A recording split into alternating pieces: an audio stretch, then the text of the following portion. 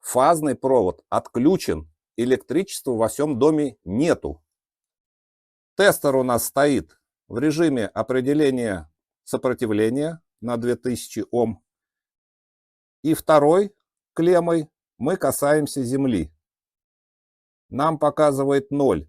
Значит, короткое замыкание, и эти провода между собой соединены. То есть это земля.